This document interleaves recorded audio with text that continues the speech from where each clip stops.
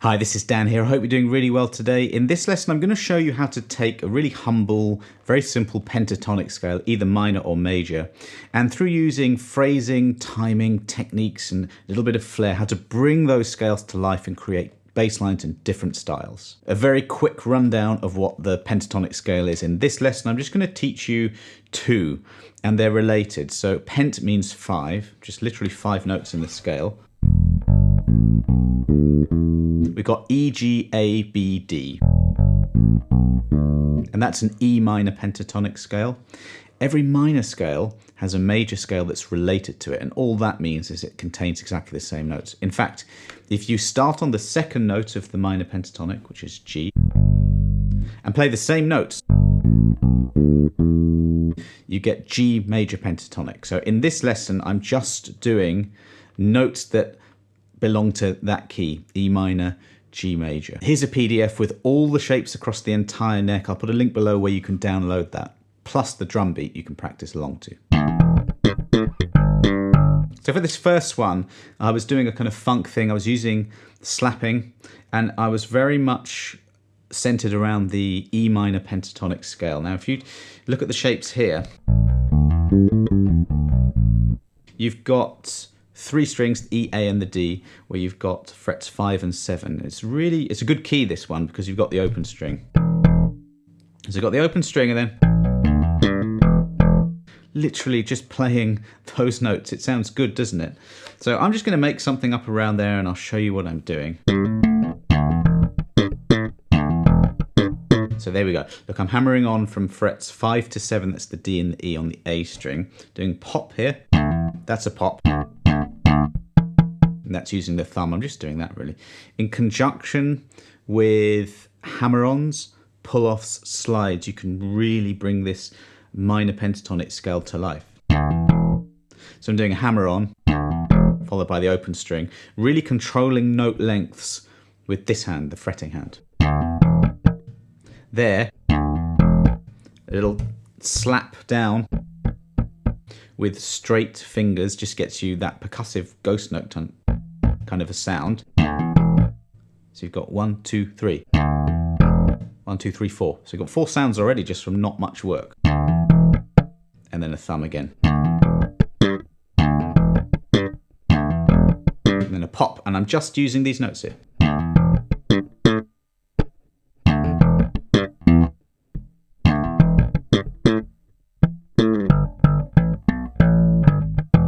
Make sure that you know the different shapes. There I was moving from the shape that is centered around the 5th and 7th frets, then down to the next one. And you can think of shapes in many ways when it comes to the pentatonic scale. You can think of them as box shapes, or just know the intervals between the notes. You've got a minor third, followed by 2 whole steps, followed by another minor third. That's very symmetrical. And then another whole step to get to the octave. Provided you really, really know those intervals very well, you can just use that as a guide to get to any note in any different position. That was across one string.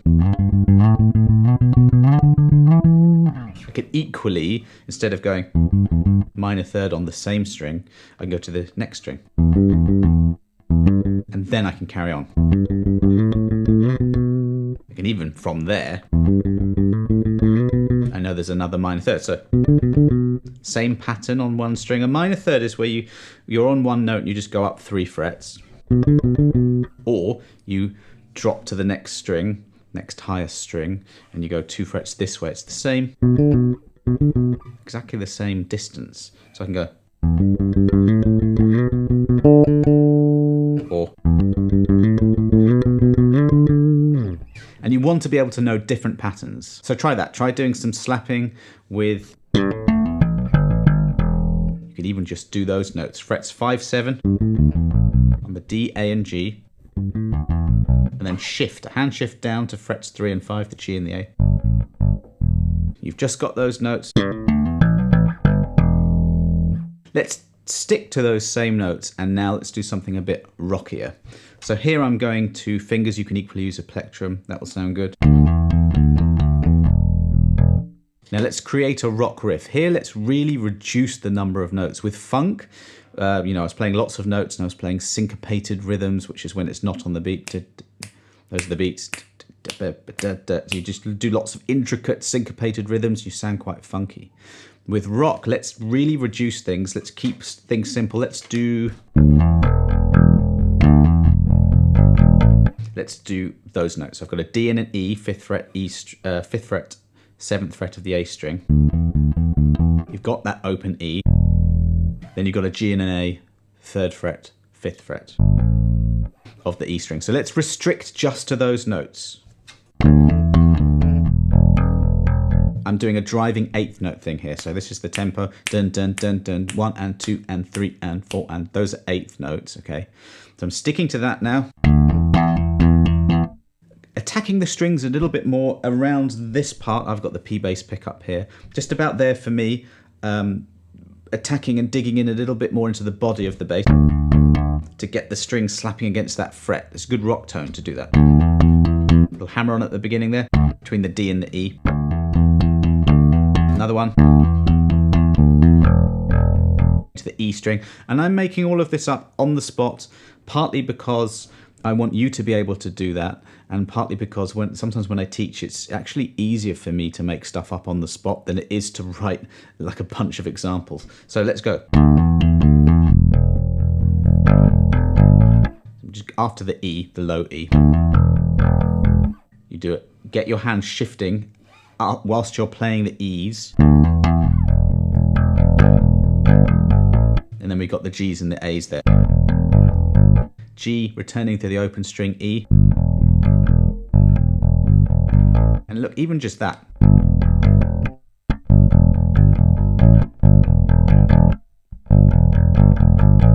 You've got a great riff there.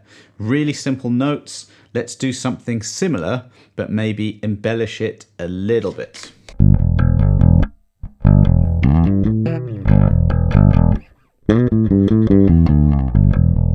So all this stuff, it's still the same notes. It's still E minor pentatonic, but I'm just moving from sort of here to the shapes across here. Now this is why you must learn the shapes across the entire neck. Partly you will do that by knowing the notes. So look, here's an E. Now absolutely know that there's another E on the 7th fret of the A string. So I'm using the dot markers as well. This dot here is the 7th fret, so I know that's an E.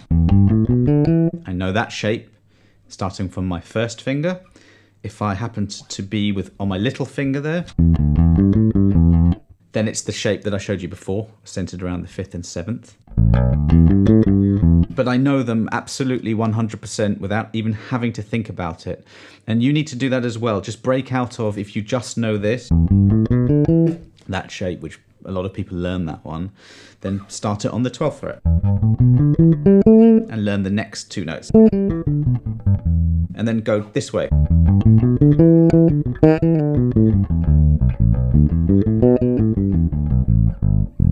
That's just really going up and down the shapes. I was doing finger style there and just improvising as I was going along. So you can actually use those shapes to make music even in like a 5-minute warm-up. So with rock, just take a few notes in the E minor pentatonic scale and create repeating rhythms. That's called a riff. That's a rock riff, just a repeating rhythm using some notes. Yeah.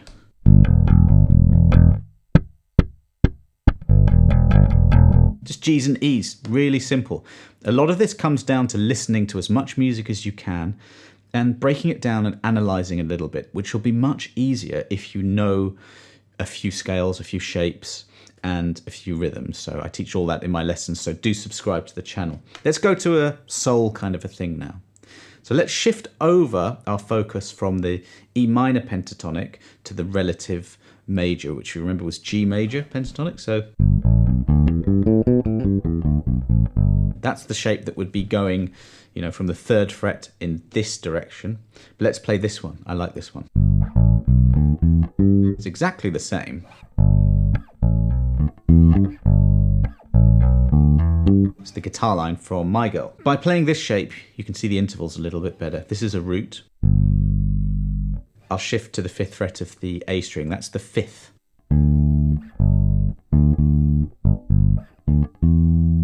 And the note a whole step higher than that on the 7th fret, that's the E, that is a 6th.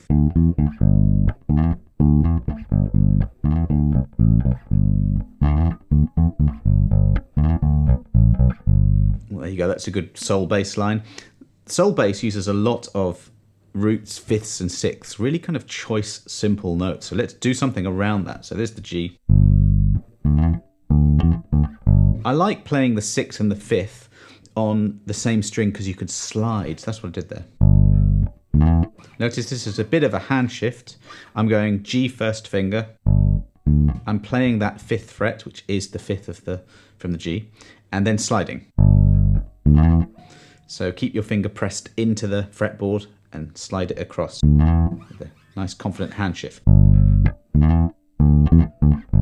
And then see there's a bit of a shift again at the end there. That was a little fill I was doing. Same idea now on the same string. So frets 3, 5, 7 on the E string. And then just go up the scale. That's the octave there, the G.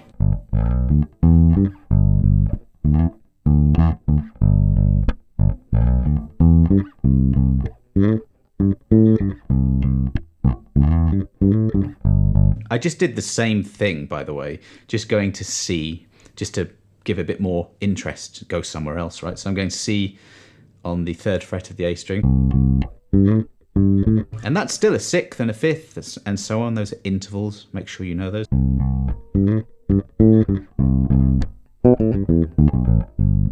And let's move on. I was doing something very similar to this in a sort of a pop, sort of a jazz kind of style. Doesn't really matter exactly what it was, but I was going.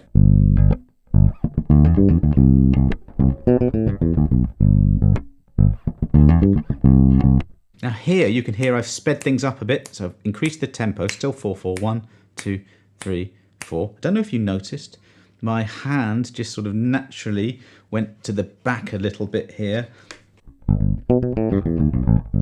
Perhaps a little bit subconscious of Jacko type thing, so I was changing the tone by moving the hand a little bit. So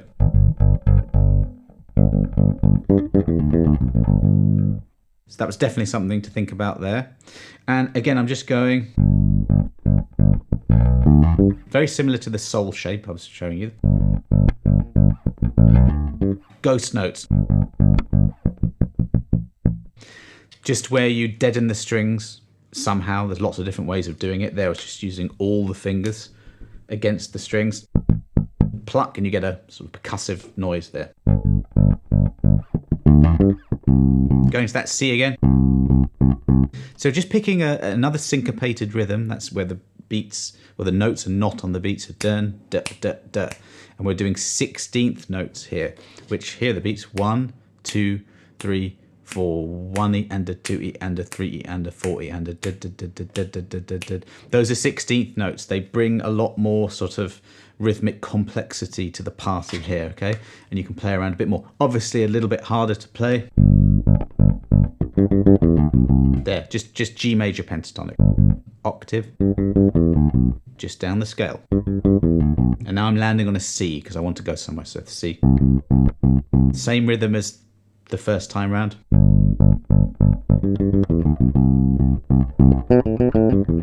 And I'm just doing a fill at the end of the phrase.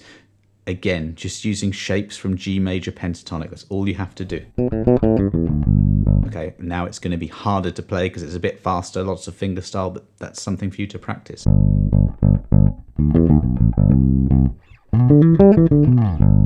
Now there, I was looking, there's a G. And it's just the same shapes I've been teaching you. This one down here. Except now it's up the octave. So make sure you know the notes. Here's the 12th fret, where the double dot is. A. So I know that a whole step that way is the G. And you, after a while, you just learn it. All of these notes will sound good. And I haven't used any other notes, I suppose with the exception of going to a different sort of chord. Everything I'm doing is just these 5 pentatonic notes. There are so many more things you can do with this. I could go on for hours and hours. I'm just going to end with one thing though, which is just a blues progression. And we are going to move around a little bit here. We're going to start on G. We're going to go to a C and a D, which I'm going to play on the 5th fret of the A string. So let me show you.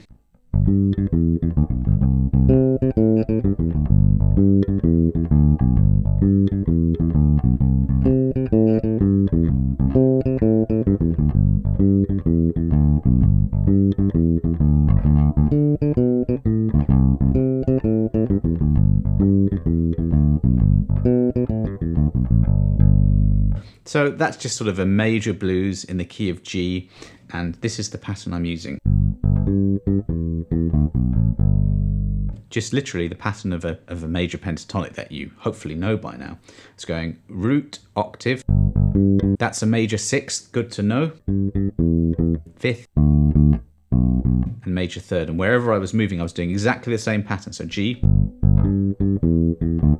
C, you just move your 2nd finger to the C, 3rd fret A string, do the same thing. It's a shuffle, da, da, da, da, da. So changing the rhythm to a blues sort of thing now. Back to G. The C is the 4 chord, so we're moving there now. Back to the G. See how the hand position is exactly the same? Now we're moving to the 5 chord, that's the D. Big shift here, or not big, but quick, to the 5th fret of the A string. Down to the C. Down to the G. And you can do a fill here. G major pentatonic. Now, there's so many other things you can do. You going to the chords in a smoother way, moving to different registers, but I'm just keeping things very simple. This is something perhaps that you could memorize, you know, the movement of the root notes, and know that you're using these pentatonic shapes and just improvise different patterns around just those parameters. Let's do the same thing with a minor blues now. So I'm going to move to here, 7th fret of the A string.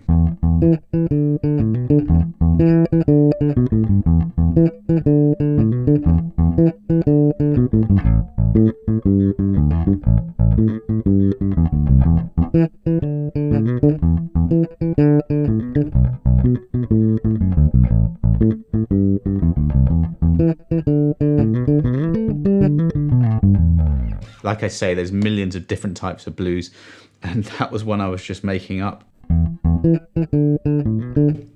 Root octave, that's a flat 7. Make sure you know that. If you descend a pentatonic, minor pentatonic, octave, flat 7. And then between the 4th and the 5th, I'm doing a little hammer on. There's a flat 3rd, and I was just doing that on either the E, then when it moved to the A minor, sticking in a flat 3rd there, and then you go back to the E. Again, sticking to this shuffle kind of rhythm.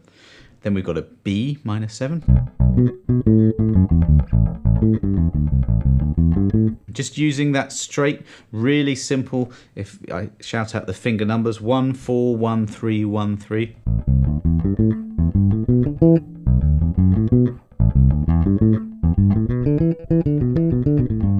The little fill at the end. The overall key is E minor, so just you can use E minor pentatonic anywhere. To review, you can do a lot with the minor pentatonic scale and the major pentatonic scale. Change the tempo, know lots of different techniques. Well, I say lots. Fingerstyle, bit of slap, hammer-ons, pull-offs, you know, there's articulations. You can apply different techniques and tempos and styles to what are only 5 notes, and you can do a lot. Now, I think a lot of this comes down to listening to music in different styles so that you can learn to play authentically in that style. I do a lot of that. So I'll put a link below to a blog post which has got lots of different styles of music for you to listen to, loads of playlists for you to check out. But if you do have any questions, I know I was going through some of this stuff quite quickly. If you do have any questions, please do let me know and I'll get back to you. Otherwise, thanks very much for watching and have a really good day, and I'll see you on the next video.